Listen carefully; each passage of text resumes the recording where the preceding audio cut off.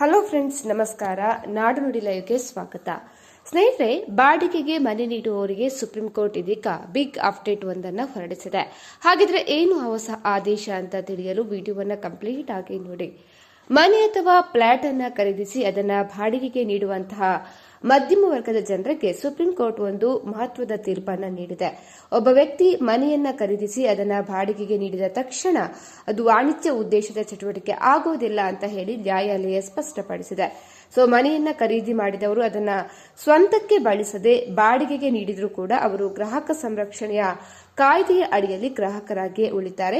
ಹಾಗಾಗಿ ಬಿಲ್ಡರ್ ನಿಗದಿತ ಸಮಯಕ್ಕೆ ಮನೆಯನ್ನ ನೀಡದಿದ್ರೆ ಮಾಲೀಕರು ಗ್ರಾಹಕ ನ್ಯಾಯಾಲಯದಲ್ಲಿ ದೂರು ನೀಡಿ ಪರಿಹಾರ ಅಥವಾ ಬಡ್ಡಿಯನ್ನ ಪಡಿಬಹುದು ಅಂತ ಹೇಳಿದೆ.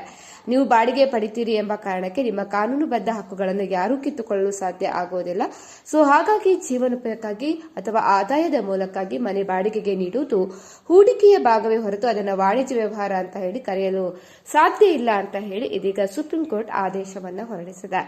ಸ್ನೇಹಿತರೆ, ಮಾಹಿತಿ ಇಷ್ಟ ಆದಲ್ಲಿ ವಿಡಿಯೋಗೊಂದು ಲೈಕ್ ಅನ್ನು ಕೊಡಿ. ಅದೇ ರೀತಿ ಮತ್ತಷ್ಟು ಅಪ್ಡೇಟ್ಗಾಗಿ ನಮ್ಮ ಚಾನೆಲ್ ಅನ್ನು ಸಬ್ಸ್ಕ್ರೈಬ್ ಮಾಡ್ಕೊಳ್ಳಿ.